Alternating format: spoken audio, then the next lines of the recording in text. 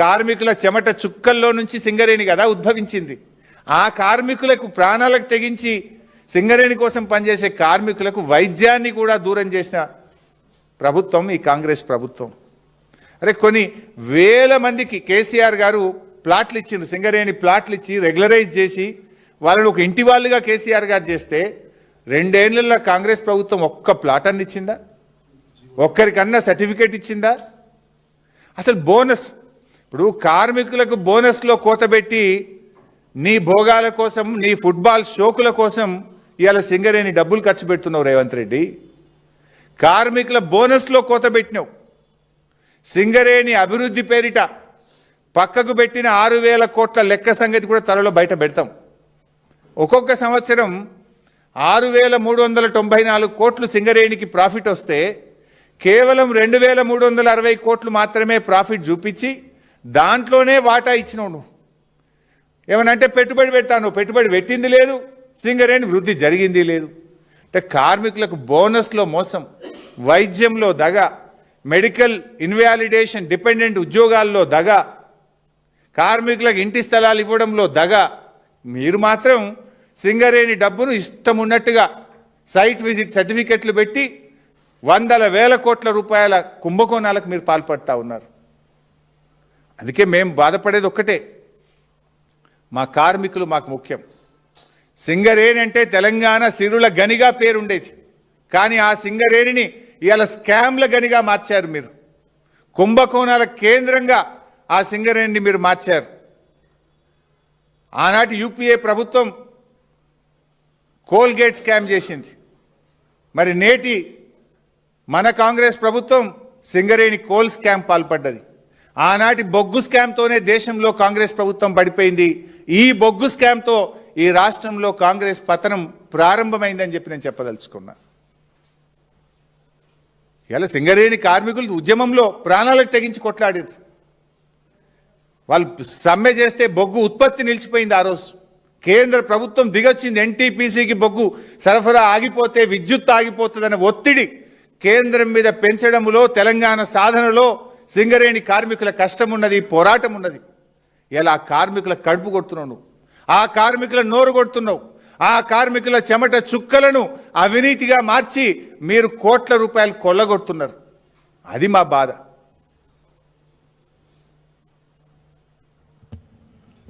Site visit certificate షరతు లేకుండా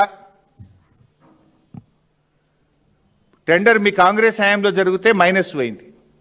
వెంటనే 3 నెలలకు సైట్ విజిట్ సర్టిఫికేట్తో టెండర్ జరిగితే ప్లస్ టెండర్లు అయినాయి. ఇది open shut and mouth case, open corruption. Red హ్యాండెడ్గా కాంగ్రెస్ దొరికిపోయింది. ఇంకేం బుకాయిస్తారు? ఈమెయిల్స్ ఉన్నాయి, ఫోటోలు ఉన్నాయి, వాట్సాప్లు ఉన్నాయి, వీడియోలు ఉన్నాయి. ఇంకేం కావాలి? ఇంకా ఎంతకాలం బుకాయిస్తారు? పారదర్శకత అంటూ మాట్లాడిన భట్టి గారు కేవలం, నేను అడుగుతున్న భట్టి గారు, కొంతమందికే సైట్ విజిట్ సర్టిఫికెట్లు ఎందుకు ఇచ్చారు, మిగతా వాళ్ళకి ఎందుకు ఇవ్వలేదు? బయట పెట్టండి. ఎన్ని ఈమెయిల్స్ వచ్చినాయో బయట పెట్టండి. ఎంతమంది సైట్ విజిట్ చేసినారు, ఎంతమంది సర్టిఫికెట్లు ఇచ్చినారో బయట పెట్టండి. నిన్నటి భట్టి గారి ప్రెస్ మీటు సమాధానాలు చెప్పడం కంటే సమర్థించుకునే ప్రయత్నమే ఎక్కువ చేసినారు. ఇవన్నీ చూపించుకుంటూ ఇందులో ఏమున్నది, బట్టలు ఉతికే వాషింగ్ మిషన్కు సైట్ విజిట్ సర్టిఫికేట్ ఉంది, డిఫెన్స్ వాళ్ళు ఇచ్చిండ్రు, నేను సింగరేణిలో ఓబీ బ్లాక్ పెట్టేయింది అంటాడు. ఎక్కడన్నా అలా ఓబీ బ్లాక్ ఉందా నువ్వు చూపించిన దాంట్లో? సరే, భట్టి గారంటే మాకు కూడా చాలా గౌరవం. ఆయన చాలా సీనియర్ కాంగ్రెస్ నాయకులు, 30-40 ఏళ్ళ నుంచి కాంగ్రెస్ పార్టీలో ఉన్నారు. వారి కుటుంబం అంతా కూడా కాంగ్రెస్ పార్టీలో ఉన్నది. అత్యున్నత హోదా పొందే అవకాశం ఉన్నటువంటి నాయకుడు భట్టి గారు. ఆ అత్యున్నతమైన హోదా పొందడానికి అందరికంటే ముందు వరుసలో ఉండేటువంటి నాయకుడు భట్టి గారు. మాకు కూడా గౌరవం ఉంది.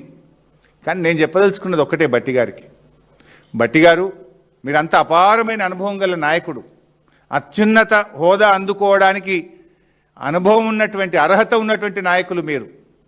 దయచేసి మీరు రేవంత్ రెడ్డి గారి కళ్ళల్లో ఆనందం కోసం పనిచేయకండి. రాష్ట్ర ప్రజల కళ్ళల్లో ఆనందం చూసే విధంగా పనిచేయడం ఒక సీనియర్ నాయకుడిగా మీ బాధ్యత అని నేను చెప్పదలుచుకున్నా.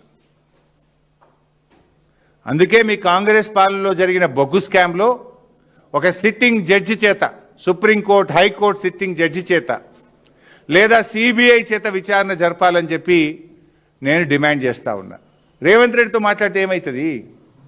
నువ్వు ఏమంటున్నావు? ఉత్తరం రాయి, నేను రేవంత్ రెడ్డితో మాట్లాడి చెప్తా అంటున్నావు. అరే కుంభకోణానికి సూత్రధారి పాత్రధారి అంతా రేవంత్ రెడ్డి అంటే నువ్వు ఆయనతో మాట్లాడతాంటే దొంగ చేతికి తాళపు చేలు ఇచ్చినట్టు కదా ఇది. అందువల్ల ముఖ్యమంత్రి స్థాయి వ్యక్తి మీద విచారణ జరగాలంటే అది కేంద్ర ప్రభుత్వ స్వతంత్ర ప్రతిపత్తి కలిగిన సంస్థ విచారణ జరపాలి. సెంట్రల్ విజిలెన్స్ కమిషనా, సిబిఐయా, ఒక సుప్రీంకోర్టు సిట్టింగ్ జడ్జి చేతనా, ఆ స్థాయిలో జరపండి. అందుకే నేను కేంద్ర మంత్రి గారికి లేఖ రాశాను. సరే, ఇంకా కొన్ని విషయాలు ఉన్నాయి, నేను మళ్ళీ నెక్స్ట్ రౌండ్లో చెప్తే ఇలా ఎక్కువైతున్నాయి. కేంద్ర ప్రభుత్వం పంపిన కమిటీ ఎవరు, ఆ కమిటీలో ఉన్న వాళ్లకు వీళ్ళకున్న సంబంధాలు ఏంది, వాళ్ళు కూడా ఎట్లా కుమ్మక్కైతుండ్రు, ఆల్ దోస్ డీటెయిల్స్ నేను మళ్ళీ చెప్తాను. సో నేను ఫైనల్గా మళ్ళీ చెప్పేది ఒక్కటే, ఈ సైట్ విజిట్ సర్టిఫికెట్ తెచ్చిందే కాంగ్రెస్, స్కామ్కు తెరలేపిందే కాంగ్రెస్, డీజిల్ కుంభకోణాన్ని తెచ్చింది కాంగ్రెస్, ఇంకా నేను చాలా పాయింట్స్ కూడా చెప్పిన, బహుశా మీరు గమనించి ఉంటారనుకుంటున్నా. మొన్న నేను సోలార్ పవర్ టెండర్ స్కామ్ గురించి చెప్పిన, దాని గురించి సమాధానం వచ్చిందా? నేను మొన్న ఇంకోటి చెప్పిన, శ్రీరాంపూర్ టెండరు ఓపెన్ అయిన తర్వాత 7 సార్లు డేటు పెట్టి 7 సార్లు ప్రైస్ బిడ్ ఎందుకు ఓపెన్ అయింది? మీ రింగు ఫైనల్ కాలేదు కదా, మీ లెక్క సెటిల్ కాలేదని కదా. ఎక్కడైనా 7 సార్లు ప్రైస్ బిడ్ ఓపెన్ కాకుండా టెండర్ వాయిదా పడుతుందా? ఏం కారణం చేత వాయిదా పడ్డది? ఎందుకు ఆ టెండర్ని ఇంకా రద్దు చేస్తలేరు?